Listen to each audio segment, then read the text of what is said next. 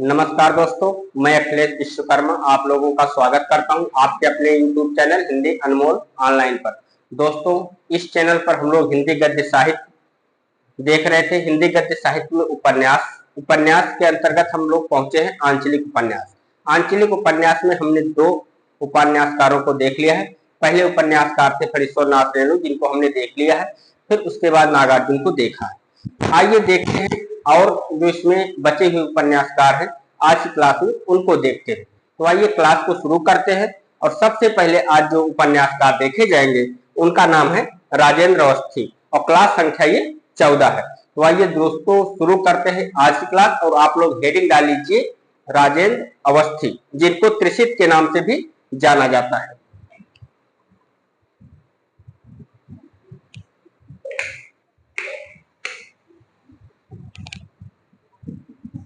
चलो, तो आप लोग हेडिंग डाल लीजिए सबसे पहले राजेंद्र अवस्थी।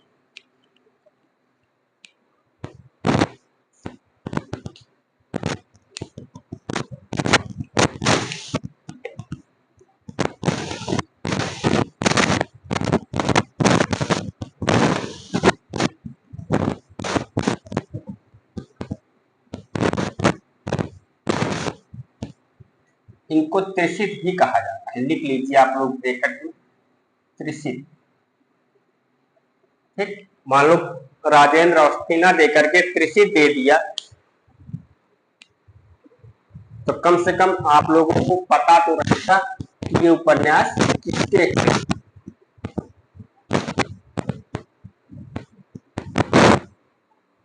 जन्म की बात करें तो इनका जन्म 1930 जबलपुर मध्य प्रदेश में हुआ था। जन्म कहाँ हुआ था, पहले कब हुआ था ये देखते हैं। 1930 ईस्वी में हुआ था। कहाँ? जबलपुर मध्य प्रदेश में। जबलपुर मध्य प्रदेश। और निधन की बात करें तो इनका निधन 2009 में हुआ था। निधन कब हुआ? 2009। उपन्यास कौन कौन से हैं इनके? उपन्यास की बात करें तो उपन्यास कौन कौन सा है, तो सबसे पहले लिखिए सूरज किरण की छांव। सूरज किरण की छांव।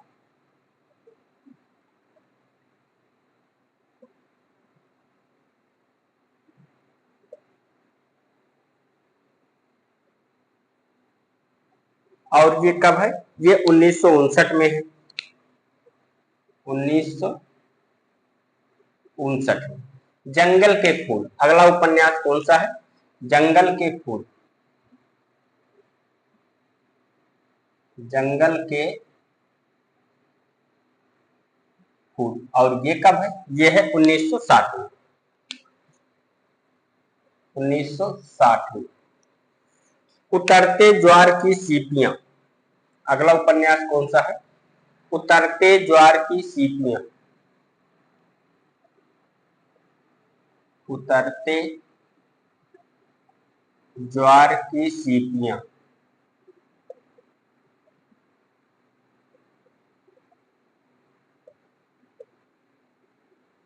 उतरते ज्वार की सीपियां। और ये 1968 में है। 1968 में। जाने कितनी आंखें। जाने कितनी आंखें। जाने कितनी आंखें कब है? 1959 में। ओ सॉरी, 1969 में।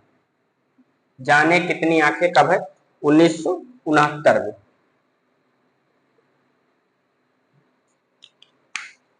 बहता हुआ पानी, अगला उपन्यास कौन सा है?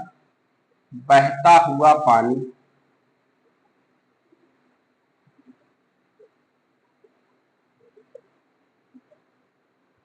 और ये कब है? 1971 में। 1971 में। एक बार चेक कर लें, बहुत ज्यादा किनारे तो नहीं हो गया। बहुत ज्यादा किनारे हो जाएगा तो आप लोगों को दिखाई नहीं पड़ेगा। दिखाई पड़ रहा है? चलो, उपन्यास कौन कौन से देखे हैं राजेंद्र अवस्थी के? सूरज किरण की छांव 1959 में, जंगल के फूल 1960 में, उतरते ज्वार की सीपियां 1968 में, जाने कितनी आंखें 1969 में, बहता हुआ पानी 1971 में, बीमार शहर। अगला उपन्यास कौन सा है? बीमार शहर। और ये कब है? ये है 1973 में।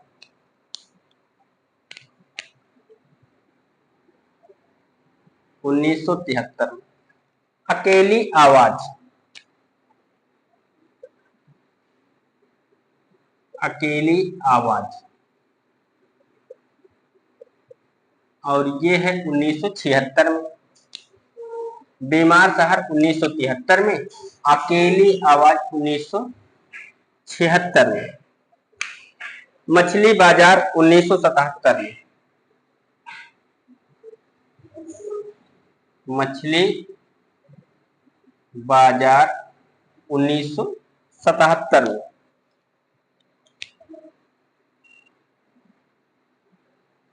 एक रजनीगंधा की चोरी। अगला उपन्यास कौन सा है? एक रजनीगंधा की चोरी। एक रजनीगंधा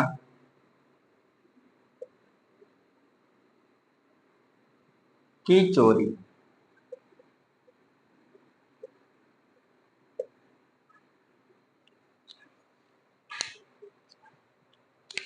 उन्नीस सौ 85।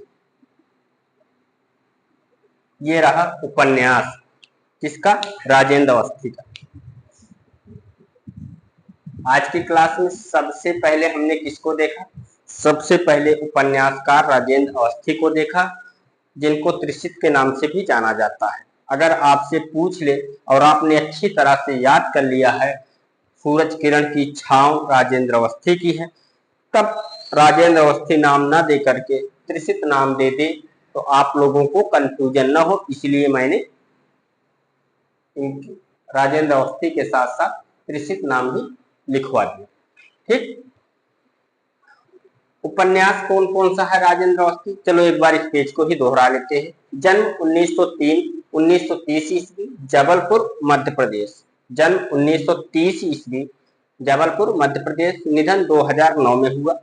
उपन्यास की बात करें तो सूरज किरण की छांव 1959 में, जंगल के फूल 1960 में, उतरते ज्वार की सीपियां 1968 में, जाने कितनी आंखें 1969 में, बहता हुआ पानी 1971 में, बीमार शहर 1973 में, अकेली आवाज 1976 में, मछली बाजार 1977 में, एक रजनीगंधा की चोरी 1985।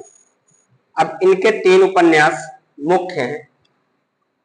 पहला तो सूरज किरण की छांव, 1 नंबर पर इसका वर्ण विषय लिख लेते हैं। सूरज किरण की छांव। सूरज किरण की छांव। और कब है ये? 1959 में। बस्तर की गोंड जनजाति के जीवन संघर्ष का चित्रण इसमें है, तो लिख लीजिए बस्तर की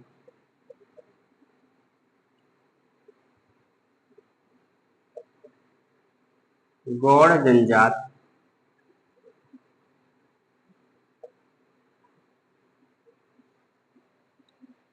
के जीवन संघर्ष का चित्रण। के जीवन संघर्ष का चित्रण।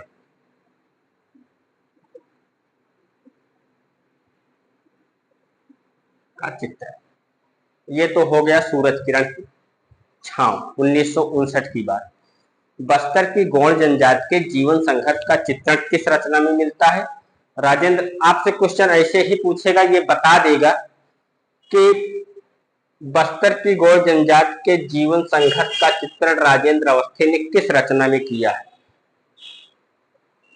और आपको ये बताना होगा कि इनका उपन्यास, सारे उपन्यास उन्हीं के देंगे, राजेंद्र अवस्थी के ही। उसमें से आपको देखना होगा कि इसमें उन्होंने बस्तर की गौड़ जनजाति के जीवन संघर्ष का चित्रण किया है। तो कौन सा? सूरज किरण की छांव। और ये इसलिए महत्वपूर्ण हो जाता है कि ये जनजाति पर लिखा गया है। कुछ उपन्यास ऐसे होते हैं, या आप यूं कह लीजिए कि कुछ उपन्यास बहुत ही कम लोगों पर लिखे गए हैं, तो वो महत्वपूर्ण श्रेणी पे आते हैं। जनजाति पर बहुत ज्यादा उपन्यास नहीं लिखा गया है, दलित वर्ग पर बहुत ज्यादा उपन्यास नहीं लिखा गया। तो जब दलित वर्ग के बारे में पढ़ेंगे कि उनके उपन्यास को देखेंगे तो उनका भी उपन्यास अपने में महत्वपूर्ण स्थान रखता है। दूसरा लिखिए, इनका और उपन्यास है जंगल के फूल। दूसरा, जंगल के फूल।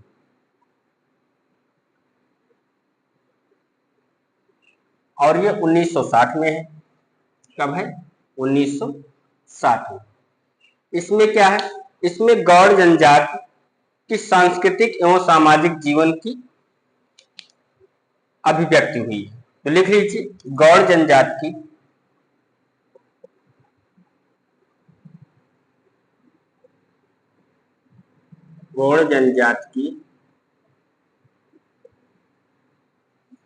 सांस्कृतिक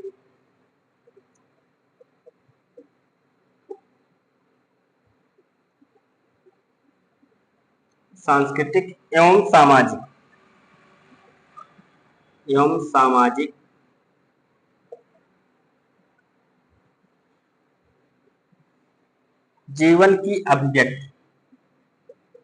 जीवन की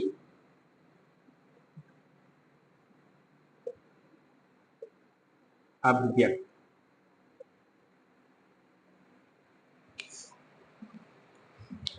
सूरज किरण की छांव में क्या? गौड़ जनजाति के जीवन संघर्ष का चित्रण देखने को मिलता है। इसमें इनके सांस्कृतिक और सामाजिक जीवन की अभिव्यक्ति कि इनका सामाजिक जीवन कैसे था, कौन सी सांस्कृतिक थी, कैसे रहन सहन था, ये सारी चीजें किसमें देखने को मिलती है? जंगल के फूल। तीसरा उपन्यास बीमार शहर। बीमार शहर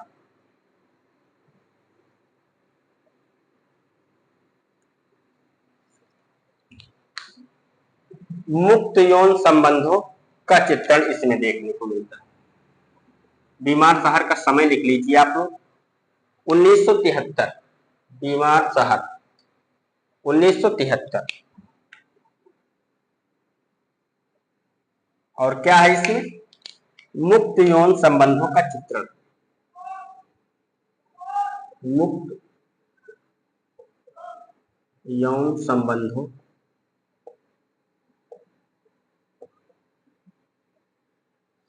का चित्रण।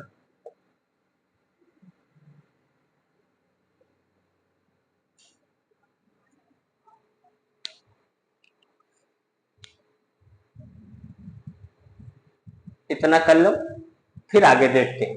एक बार फिर से इनको देख लिया जाए। राजेंद्र अवस्थी त्रिषित को जन्म 1930 ईस्वी, जबलपुर मध्य प्रदेश, निधन 2009 में।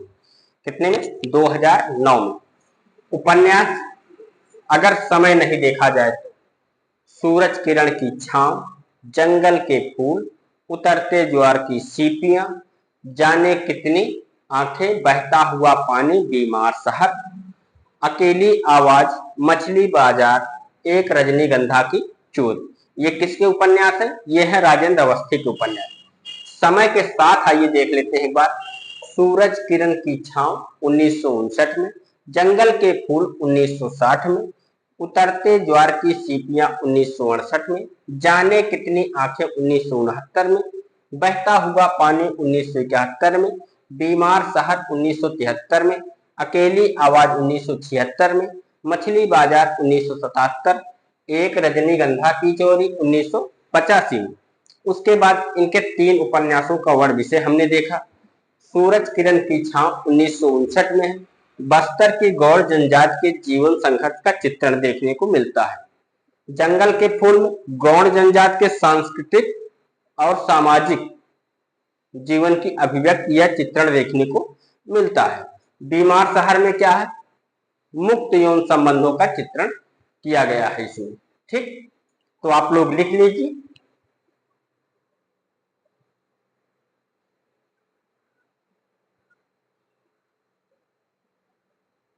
लिख लिए।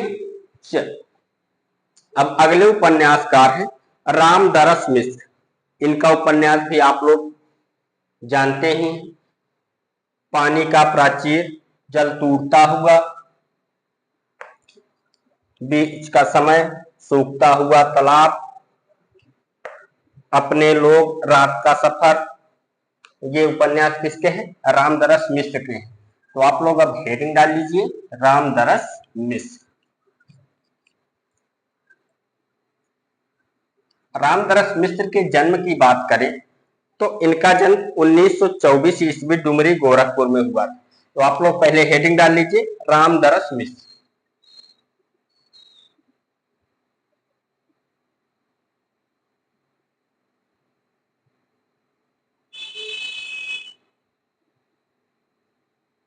जन्म कब हुआ? 1924, डुमरी गोरखपुर उत्तर प्रदेश।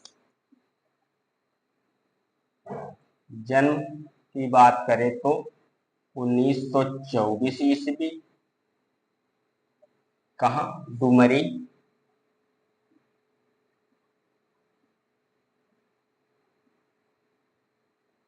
डुमरी गोरखपुर,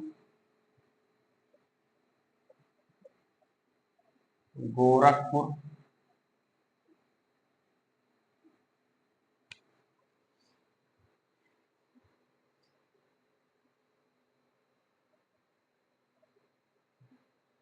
उत्तर प्रदेश। 2019 में सुपर टेट हुआ। गोरखपुर से मुझे ध्यान आ गया, 2019 में सुपर टेट हुआ और उसमें एक क्वेश्चन आया था,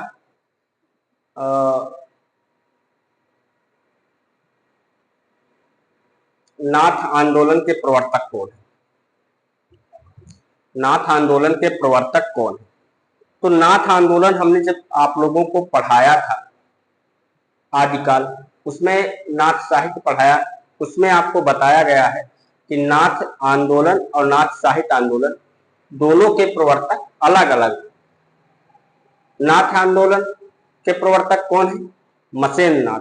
और नाथ साहित्य आंदोलन के प्रवर्तक कौन है? गोरखनाथ। ये क्वेश्चन बहुत विवादित रहा, लेकिन अंत में आयोग ने किसको माना? मसेंद्र नाथ को ही माना था। तो आइए अपने उपन्यास पर चलते हैं, देखते हैं रामदरस मिश्र को। जन्म की बात करें तो 1924 ईस्वी, डुमरी गोरखपुर उत्तर प्रदेश। उपन्यास कौन कौन सा है इनका? उपन्यास है पानी के प्राचीर। आइए उपन्यास देखते हैं। उपन्यास, हालांकि ये उपन्यास हमने आपको काव्य पढ़ाते वक्त ही करवा दिया था, लेकिन जब उपन्यास की विधा कराई जा रही है तो वहां पर आपको पढ़ने में कोई दिक्कत नहीं होनी चाहिए। एक बार और पढ़ लेंगे तो और अच्छे से तैयार हो जाएगा। लिखिए, पानी के प्राचीर 1961। पानी के प्राचीर के प्राचीर, और कब है? 1961 में।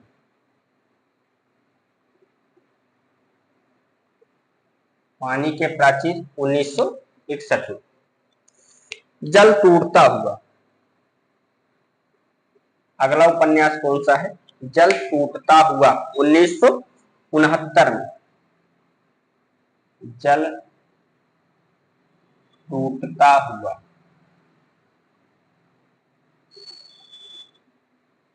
1969 में।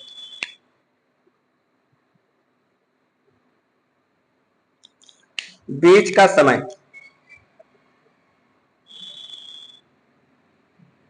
बीच का समय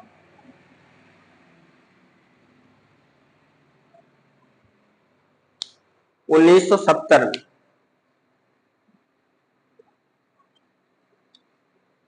पानी के प्राचीर 1961 में। जल टूटता हुआ 1969 में। बीच का समय 1970 में। सूखता हुआ तालाब 1972 में।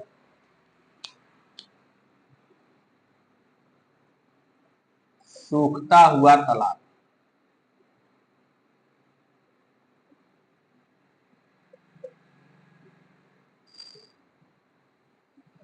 सूखता हुआ तालाब कब है? 1972 में। अपने लोग 1976 में। पहले सूखता हुआ तालाब का समय डाल लें, 1972।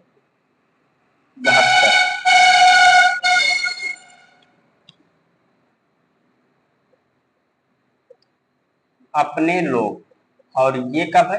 ये है 1976 में। ये तो आप लोगों को याद ही हो गया होगा, क्योंकि ये पढ़ाए हुए लमसम आज 20 से 25 दिन हो चुका होगा। रामदरस मिश्र को हमने पढ़ाया था नई कविता के अंतर्गत। रात का सफर 1976 में। रात का सफर, और ये कब है? ये भी 1976 में।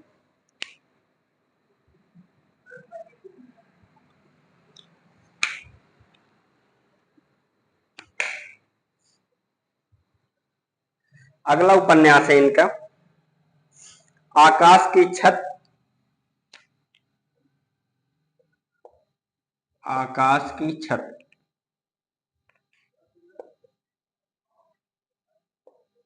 1979 में।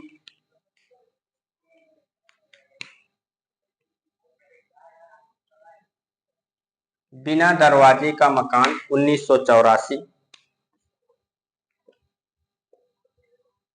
बिना दरवाजे का मकान का मकान कब है? 1984।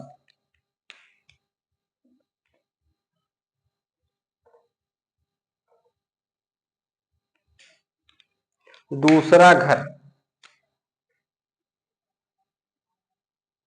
दूसरा घर,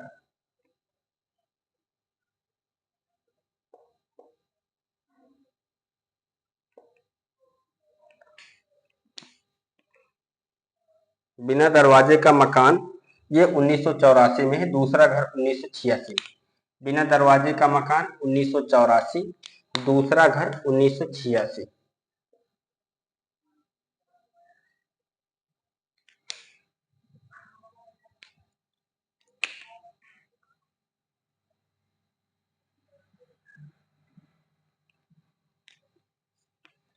ये दूसरा घर है लिखा है दोस्तों, दूसरा घर।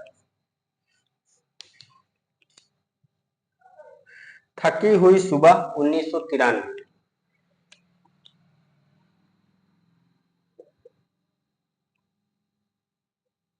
थकी हुई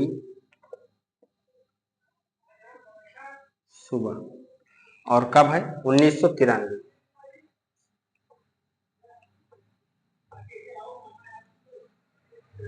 20 बरस 1996 में।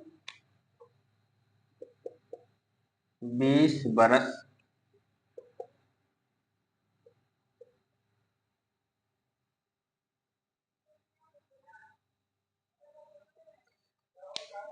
20 बरस कब है? 1996।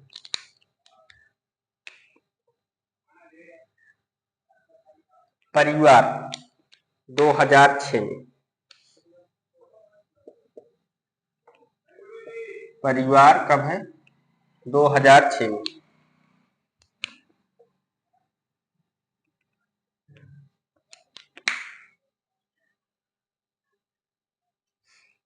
हम किसको देख रहे हैं? हम देख रहे हैं रामदरस मिश्र को। जन्म की बात करें तो जन्म कब हुआ? 1924 ईस्वी, डुमरी, गोरखपुर, उत्तर प्रदेश। उपन्यास कौन सा है? पानी के प्राचीर 1961 में। जल टूटता हुआ 1969 में। बीच का समय 1970 में। सूखता हुआ तालाब 1972 में। अपने लोग 1976 में। रात का सफर 1976 में। आकाश की छत 1969 में। बिना दरवाजे का मकान 1984 में। दूसरा घर 1986 में। थकी हुई सुबह 1993। 20 बरस 1996, और परिवार 2006। तो आप लोग अब इसको लिख लीजिए।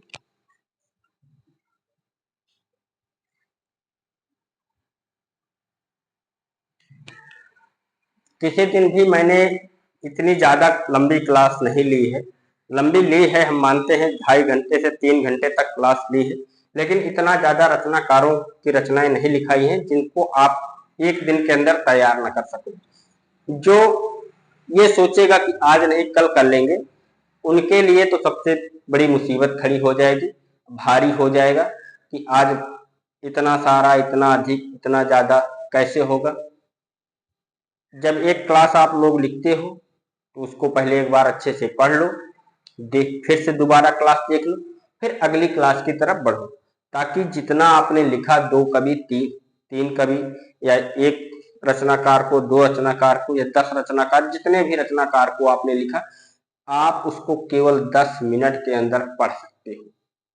अगर रटने का प्रयास करोगे तो 20 से 25 मिनट के अंदर उसको आसानी से रट सकते हो। ठीक।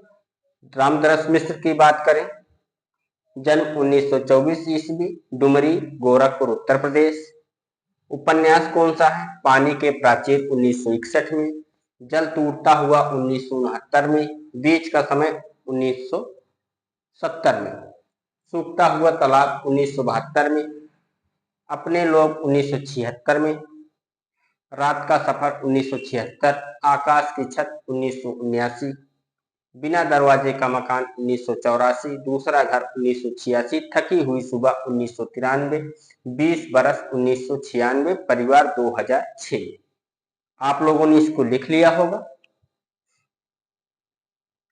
आइए देखते हैं अगले रचनाकार को, और अगले रचनाकार हैं गुलशेर खां सानी।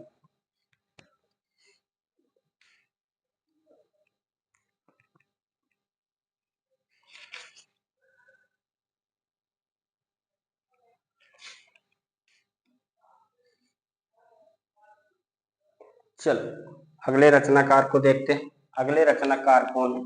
गुलशेर खां सानी।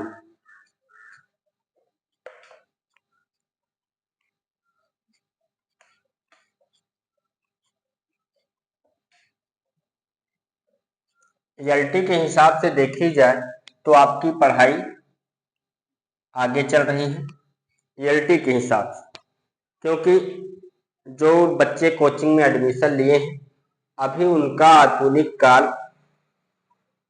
और भक्ति काल, आधुनिक काल तो मान लो कंप्लीट हो गया है, भक्ति काल पूर्णता कंप्लीट नहीं हुआ है, जिसमें से संत साहित्य ही प्रारंभ कर पाए हैं, उसके आगे अभी नहीं बढ़ पाए, और आप लोग उपन्यास पर पहुंच गए। तो अगले रचनाकार कौन है? गुलशेर खां सानी। गुलशेर खां सानी। जन्म की बात करें तो इनका जन्म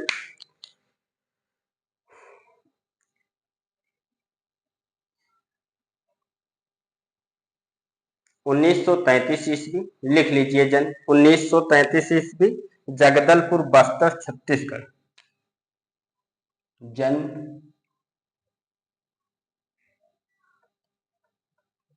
1933 ईस्वी, जगदलपुर,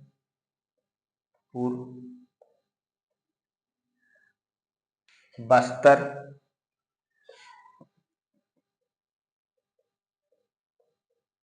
छत्तीसगढ़।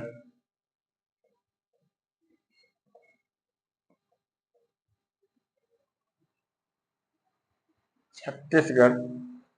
और निधन 1995। निधन कब हुआ? 1995।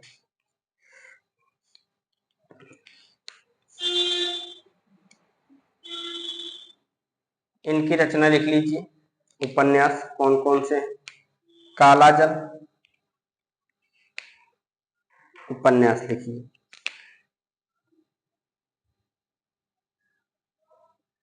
उपन्यास काला जल बहुत पूछा गया है, सबसे पहले काला जल लिख लीजिए। काला जल। काला जल ये 1965 में, कब है? 1965 में।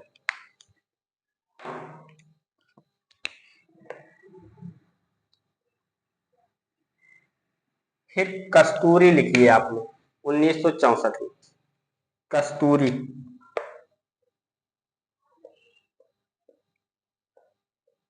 कस्तूरी कब है? 1964 में।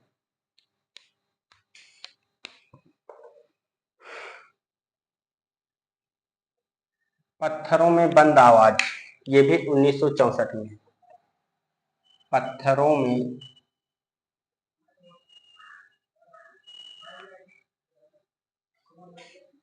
अब तो समस्या हो गई दोस्तों।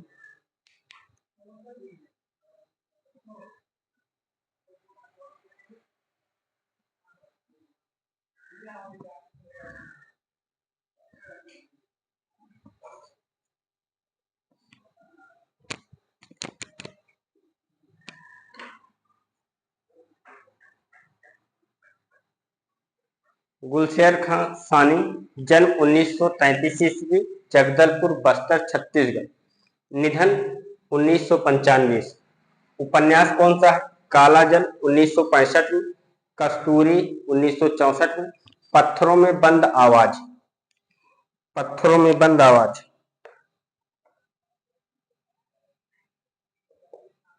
बंद आवाज, और ये कब है? ये भी 1964 में। काला जल 1965 में, कस्तूरी 1964 में, पत्थरों में बंद आवाज 1964 में। साल बनों के दीप, साल बनों के दीप,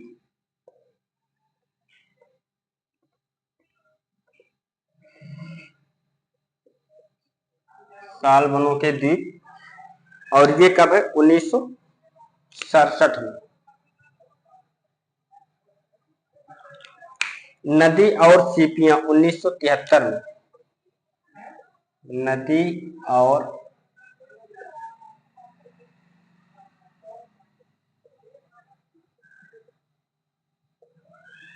नदी और सीपियां कब है? 1973 में।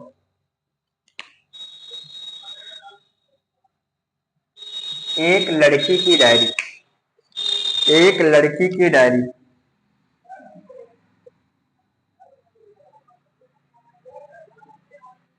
एक लड़की की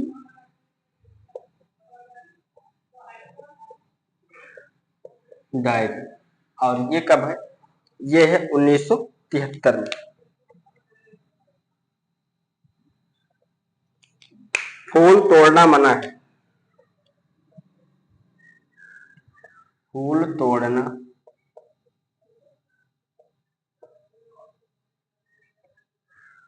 मना है 1980 में। फूल तोड़ना मना है कब है? 1980।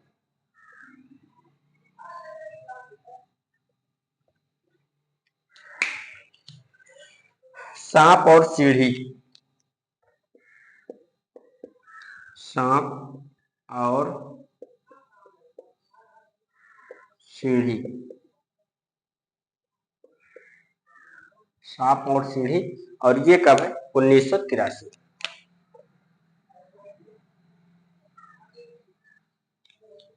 गुलशेर खां सानी को देख रहे हैं इस पेज पर। जन्म की बात करें तो 1933 ईस्वी, जगदलपुर, बस्तर, छत्तीसगढ़, निधन 1995। उपन्यास कौन सा है? काला जल 1965 में, कस्तूरी 1964 में, पत्थरों में बंद आवाज 1964, साल बनों के दीप 1967 में, नदी और सीपियां, नदी और सीपियां 1973 में, एक लड़की की डायरी 1973 में, फूल तोड़ना मना है 1980 में, सांप और सीढ़ी 1983 में। ठीक दोस्तों, आप लोग इसको लिख लीजिए।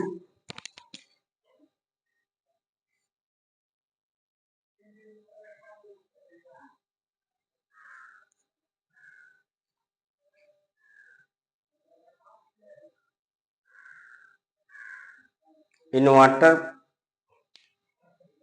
समाप्त की ओर है।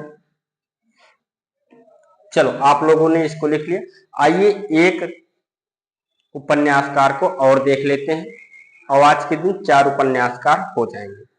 फिर जो शेष बचेंगे उनको अगली क्लास में कंप्लीट कर लिया जाएगा। तो अगले उपन्यासकार हैं राही मासूम रजा।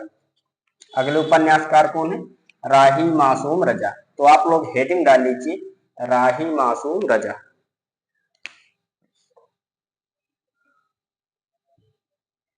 राही मासूम रजा।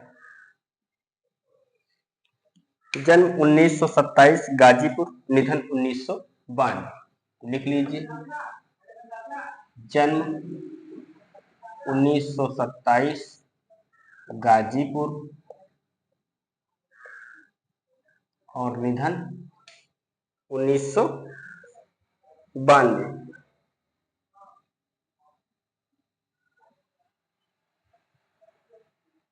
और बहुत ही महत्वपूर्ण उपन्यासकार है। आइए इनका उपन्यास देखते हैं। हेडिंग डाल लीजिए उपन्यास। इनका उपन्यास कौन सा है? इनका उपन्यास है आधा गांव।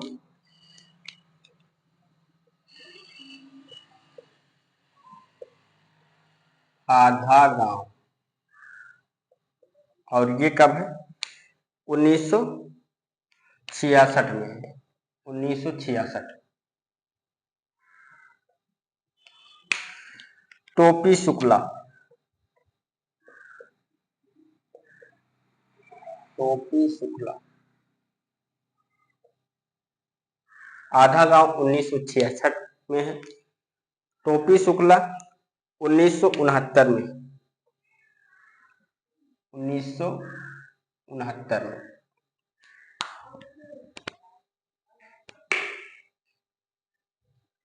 आधा गांव बहुत महत्वपूर्ण उपन्यासकार है, ध्यान रखिएगा दोस्तों। आधा गांव कब है? 1966 में। टोपी शुक्ला 1969 में। उसके बाद हिम्मत जौनपुरी। अगला कौन सा है? हिम्मत जौनपुरी। हिम्मत,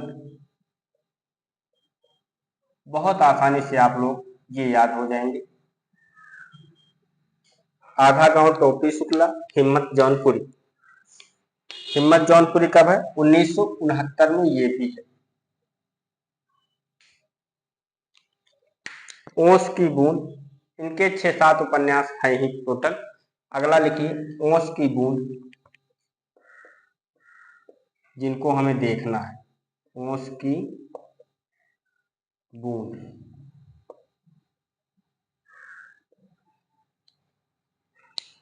ओस की बूंद 1970 में। दिल एक सादा कागज। दिल एक सादा कागज। दिल एक सादा कागज।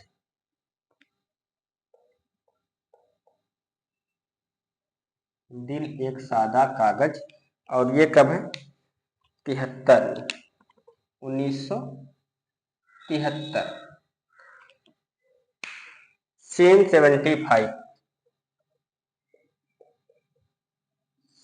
सीन 75।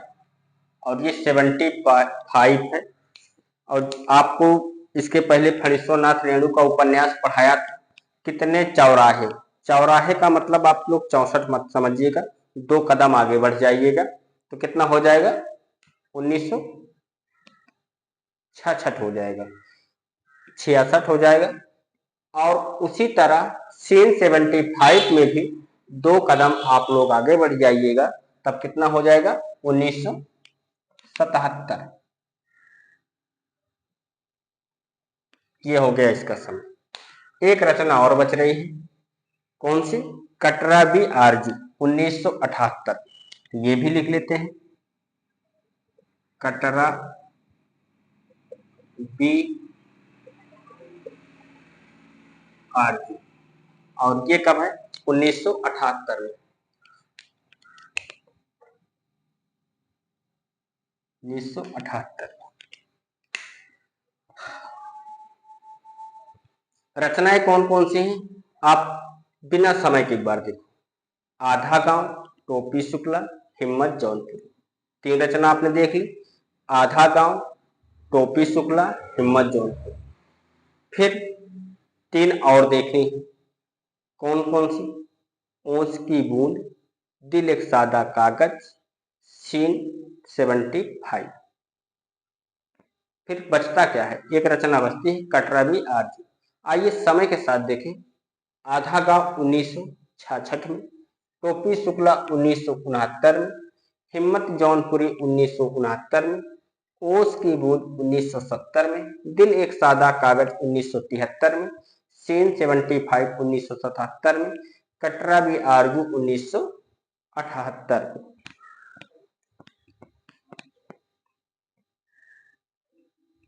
इनके कुछ उपन्यासों का वर्ग विषय हमें देखना है।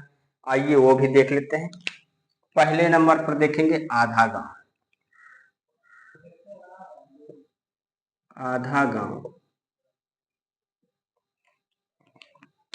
गाजीपुर जिले के गंगोद गांव के। इसका समय 1966। गाजीपुर जिले के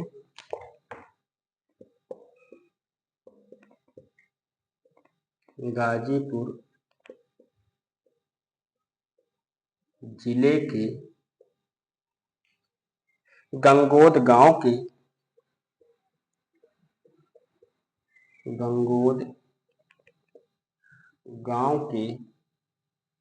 सैयद मुसलमानों की कथा का चित्रण। मुसलमानों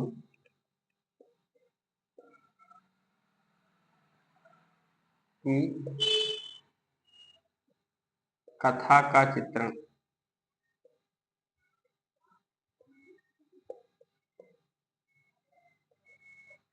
आधा गांव में क्या है?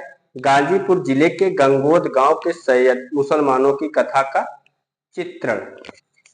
1 मिनट लाइट की व्यवस्था की जाए, उसके बाद फिर आगे।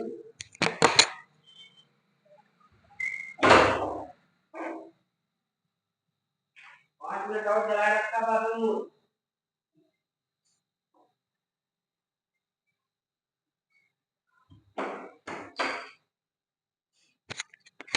इन्वर्टर समाप्त हो गया है, इसीलिए ये दिक्कत आ रही है। बस इन्हीं को देख लें, उसके बाद क्लास को समाप्त कर देंगे हम लोग। दूसरे हैं टोपी शुक्ला। चलिए फटाफट पहले लिख लेते हैं। टोपी शुक्ला की बात करें तो इसका समय 1969 है। 1969। इसमें क्या है? हिंदू मुस्लिम संबंधों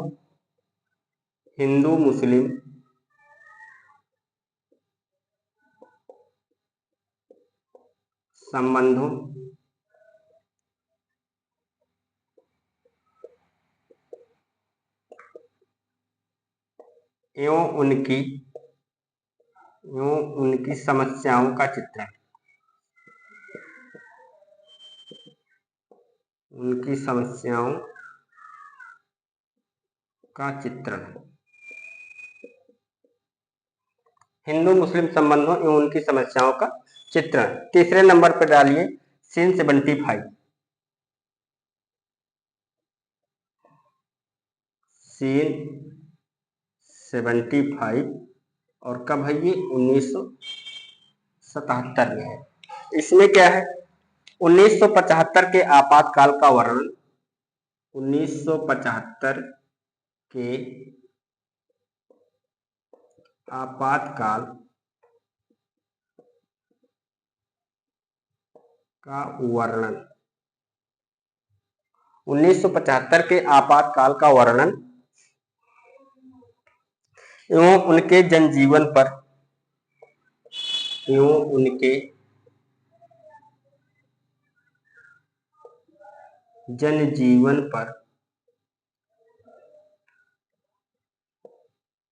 पड़े प्रभाव का चित्रण।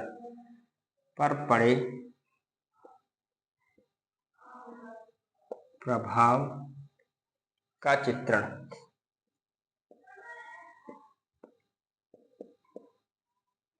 1975 के आपातकाल का वर्णन एवं उनके जनजीवन पर पड़े प्रभाव का चित्रण।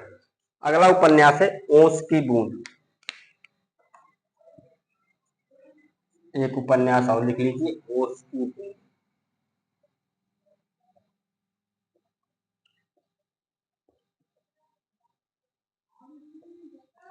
ओस की बूंद कब है?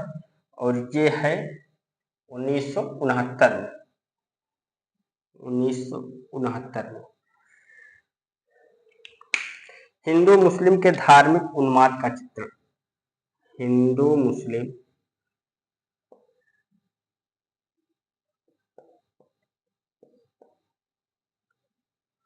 धार्मिक हिंदू मुस्लिम के धार्मिक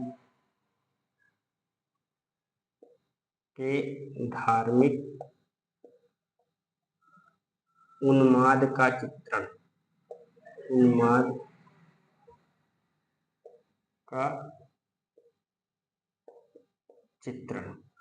चलिए आप लोग लिख लीजिए, उसके बाद पेज को दोहराएंगे।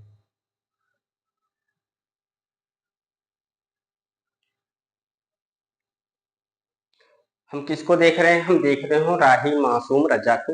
जन्म की बात करें तो 1927 ईस्वी गाजीपुर और निधन 1992 ईस्वी। उपन्यास आधा गांव 1976 में, टोपी शुक्ला 1969 में, हिम्मत जौनपुरी 1969 में, ओस की एक बूंद 1970 में, दिल एक सादा कागज 1973 में, सीन नंबर 75 1977 में, कटरा भी आरजू 1978 में। उपन्यास कौन कौन से एक बार फिर से देख लेते हैं। आधा गांव 1966, टोपी शुक्ला 1969, हिम्मत जौनपुरी 1969, ओस की एक बूंद 1970, दिल एक सादा कागज 1973, सीन 75 1977, कटरा भी आरजू 1978। ये किसके उपन्यास है? ये है राही मासूम रजा के। आधा गांव में क्या है? बस 2 मिनट। आधा गांव 1966 में है। गाजीपुर जिले के गंगोर गांव के सैयद मुसलमानों की कथा का चित्रण है। टोपी शुक्ला 1969 में हिंदू मुस्लिम संबंधों एवं उनकी समस्याओं का चित्रण है। सीन 75 कब है? 1977 में है। 1975 के आपातकाल का वर्णन वो उनके जनजीवन पर पड़े प्रभाव का चित्रण। ओस की बूंद 1969 में हिंदू मुस्लिम के धार्मिक उन्माद का चित्रण देखने को मिलता है। तो दोस्तों लिख लो आप।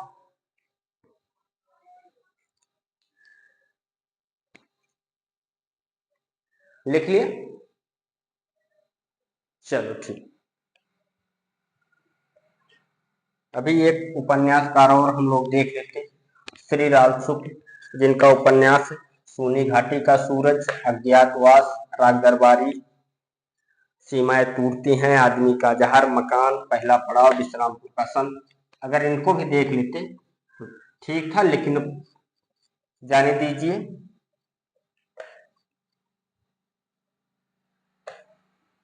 दरअसल बात यह है कि 2-3 दिन से बारिश हो रही है, बिजली बराबर आ नहीं रही है घर पर, और इन्वर्टर भी चार्ज नहीं हो रहा है। स्टूडियो में इन्वर्टर लगा है, वो भी खत्म हो गया। अब देखते हैं आगे की क्लास कैसे होती है, लेकिन आप लोगों की क्लास हो चुकी है। आप लोगों को 4 उपन्यासकार मिल गए हैं। आप लोग इनको लिख लीजिए और याद कर लीजिए। आज की क्लास यहीं समाप्त करते हैं। नमस्कार दोस्तों, जय हिंद।